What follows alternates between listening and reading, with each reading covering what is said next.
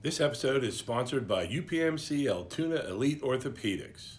UPMC Altoona Elite Orthopedics and the UPMC Sports Medicine Concussion Program are proud to support youth sports across our region and proud to sponsor the high school football preview show on the Mirror TV YouTube channel. To learn more about their board-certified orthopedic surgeons, their specially trained concussion management experts, and the wide range of orthopedic conditions they treat, visit upmcaltoona.com/ortho.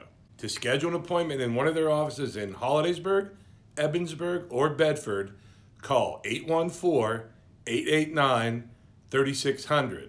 That's 814-889-3600.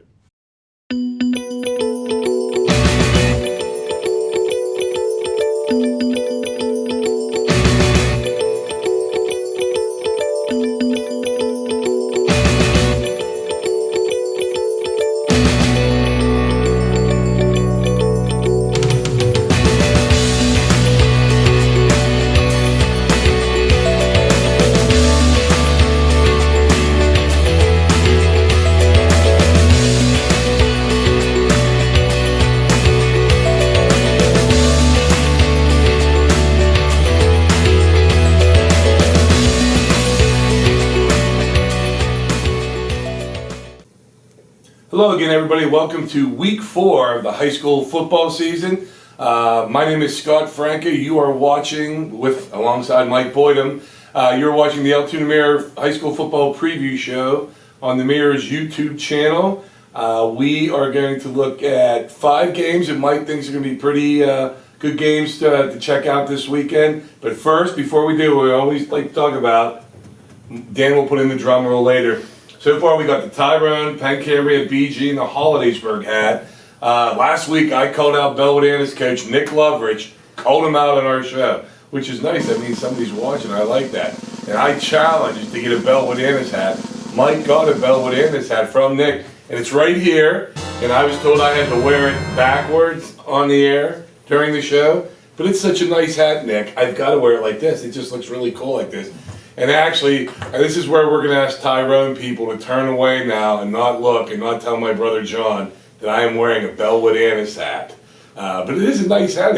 If Tyrone wants to send me an updated hat, we would surely take that. But also, Mike also has something involving Bellwood-Antis. They're just giving us stuff. Well, I kind of feel like Woj or Adam Schefter today because I have breaking news as far as during this segment goes anyway. When we're taping this, I'm actually waiting to see if I get a message on who they might be playing, but Bellwood will not be playing Everett this week. Everett can't play, so it's possible they might be on vacation.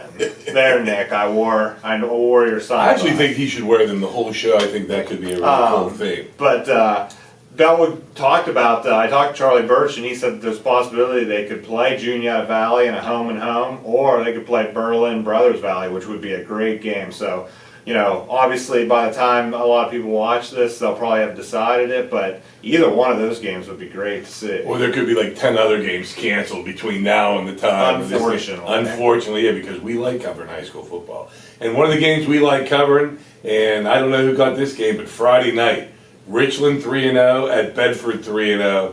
I took the home team. I was always told when the records are even, take the home team. Mike, who do you like in this game? Well, I took Richland, but it's going to be a good game. They're both Bedford won last year, and that they kind of propelled them to where they ended up going the whole way to the Final Four in the state. They have a lot of players back from that team, but they did lose some talented players too. Richland has Kellen Stahl and Griffin LaRue, and they are a very good team this year. They beat BG last week 28-3, and you know, they're just it's going to be tough for Bedford, but this is a confident Bedford team. The past few years, this team has had a different confidence with Mercury Swaim leading the squad, and this definitely could go either way. It's going to be a great atmosphere in Bedford, and they're coming off a nice win over Chestnut Ridge last week. And they're not just Swam, the wrestler kids are really good offensive weapons. Kevin Wrestler now. Kevin Wrestler, yes. Our next game, talking about offensive weapons, Altoona is 3-0, hosting a Central Dauphin East team that is 2-1. One of the coaches on their team is a guy, Clark McCready, graduated from Holliesburg, used to coach there. They have the kid that transferred from Steel High. Is it Mackay or Mackey? Yeah. Feathers. Yeah, he's going to Penn State. He's a wide receiver. Flowers. Mackay, I apologize. Flowers. This team's 2-1, and this would have been a game, a couple years ago where you sit there and say, boy, Altoona will probably just win this.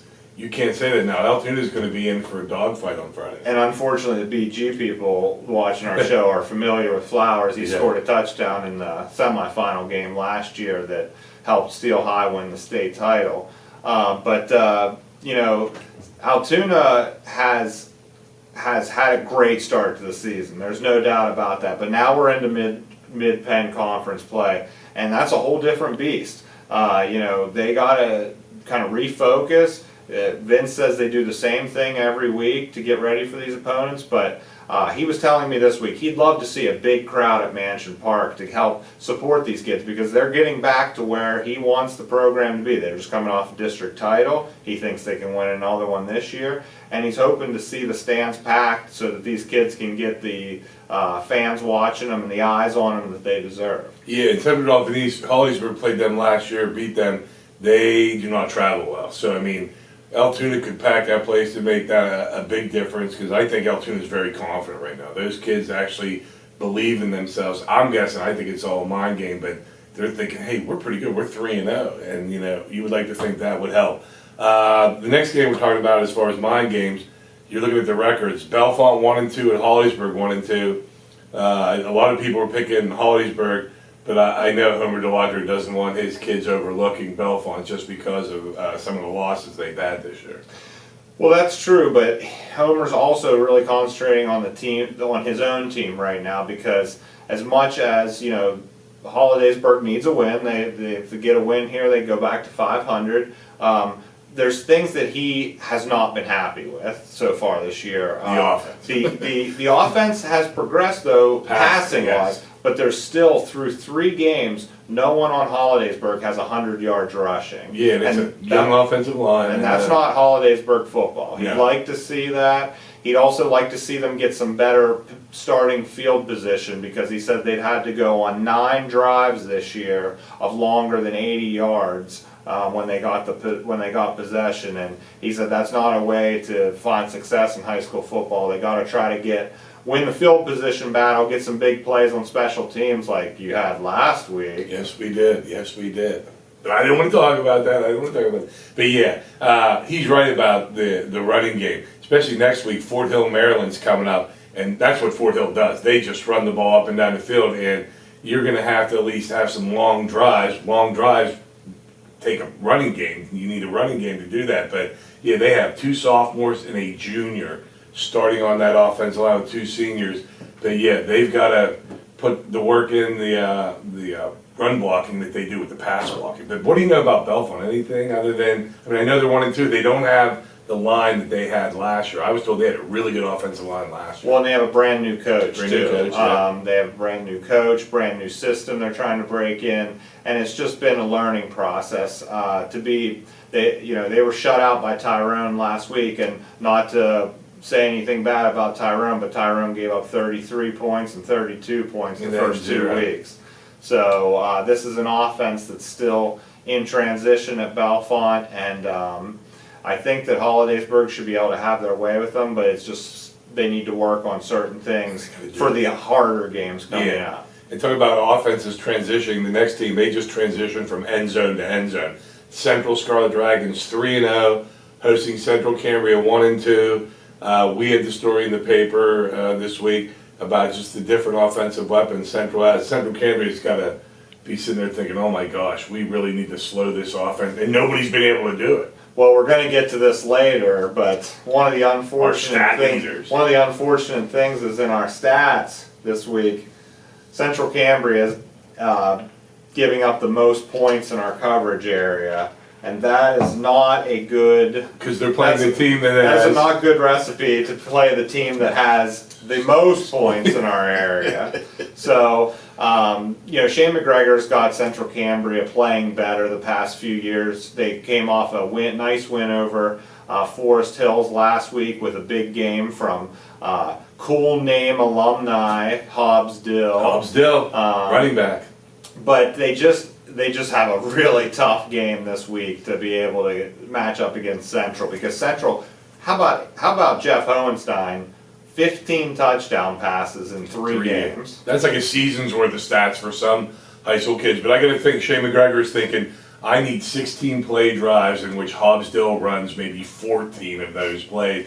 Just so Central's still going to score, but maybe they won't score as many points if they don't have the ball on it. But that means just Central will just have 3 play drives of like 90 yards. But you had mentioned Forest Hills earlier. That's our Saturday game. Forest Hills 1-2 at BG, 1-2 BG on a 2-game losing streak. And I got to think, this is a game, if they're going to get better, because don't they have a gauntlet coming up as far as the schedule with really good teams for BG? Every game in the Laurel Highlands is usually a gauntlet. But actually BG lost to Forest Hills technically last year. They beat them 48-0 on the field, but they had to forfeit the game later because of an ineligible player. This is actually the second year in a row that BG has been under 500 after 3 games. So they're used to they've been in this situation. And Coach Wheeler says that that's not what he's concentrating on. He's not concentrating on the record right now. He's concentrating on how these games are making them better for when they get to the playoffs. And they just have to find some skill players, because Hayden Gardner, I don't know what his status is going to be going forward with this injury he has. He didn't play last week. Cooper Rother is an amazing talent, but they got to find the best way to get the most out of him. They need to run block better, right? And they need to run. They have not run at all. There's another common theme with the Blair County teams here. Hollidaysburg hasn't run the ball. BG hasn't run the ball. And Tyrone is still looking for a little bit of a running game, although Brady Ronan had 101 yards rushing for them last week against Bellefonte. Well, then, before we get into our quick hit segment, we'll do the quick hits right now. We're going to have the sound effects come in right now. Dan will take care of that production. They're really cool. Dan Osberg does a really nice job of that. Our quick hits, speaking of Tyrone's running back there. Clearfield 3-0 at Tyrone 1-2. What is your notable quick hit there?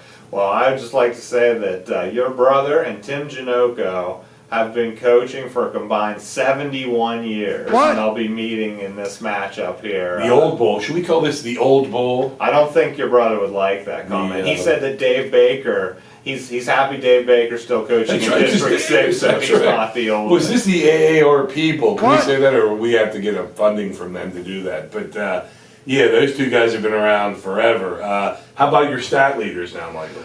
The one thing I'd like to point out, I'm trying to find some interesting stats here. The one thing that popped out to me this week was that Caden Clore from Portage is the number 2 receiver in our coverage area. Well, since I've done stats here, I don't think I've ever even seen a Portage player on the receiving stats, much less near the top of it. Because So Mr. Gauss like to run the ball. they like to run the ball, and it's been interesting to see Portage have adding that passing game in. And Portage is actually 3-0, which brings us to 3-0 teams in the area. Sound effects, sound effects. yeah, we have the 3-0 teams this week, and there's a lot of teams in our area that are at that point. We got Altoona, Bedford, Central, Penn Cambria, Bellwood-Antis, Juniata Valley, Portage, and Cambria Heights.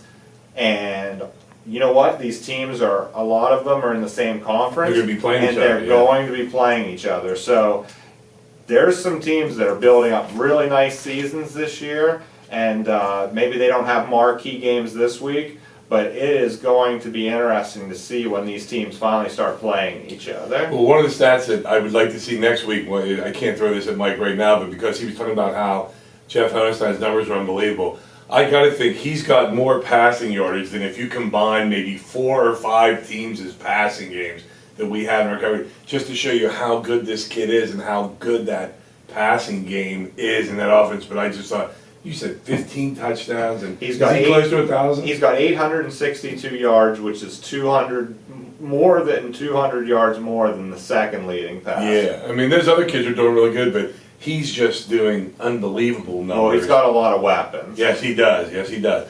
And now we want to do, before we say goodbye, we want to get to our cool name segment. I wanna know, what's the name of the game? And I even had to get a pronunciation for this because last week I called Suds Dubler the wrong pronunciation. It is Dubler. So there, I apologize to the Glendale. And actually, I found another Glendale name because even though you're not supposed to do one, I did do 2 Holliesburg kids last year. This kid's name is, and it sounds like the word rise. It's Ryder Krise, K-R-I-S-E, Glendale. Like that name, I like the name Ryder, and I like Krise. And then this is my Paisan portion of the schedule where I just fall in love with Italian names. I have one from Bellwood coming down the road. But Bishop Guilfoyle has a senior receiver, real nice kid. I've known this kid since he was in Little League. Vincent Schiaffari. And if we were in Italy doing the show, his name would be called Vincente. But Vincent Schiaffari, our cool name, Ryder Krise from Glendale. That'll be added to our list of our cool names segment. Okay, I think you might have been talking for the past couple minutes, but I didn't really pay attention. One thing, I got an update from Charlie Birch while you were talking. There you go. Juniata Valley, Bellwood not happening this week because they play in week 8. They don't want to play twice. But they have reached out to Berlin, and that game's still a possibility. So there you go. Look at that up-to-date news, even on something that you're watching on tape delay. Hey guys, it's Dan. Quick update about the Bellwood situation. They will be playing Southern Huntingdon now on Friday night at 7 o'clock. So that's Bellwood-Antis at Southern Huntingdon on Friday night at 7 o'clock. Make sure to mark your calendars. But anyways, for Mike Boydham, for producer, director, sound effects engineer Dan Eisenberg, my name's Scott Franco. Thanks for watching. We'll see you next week.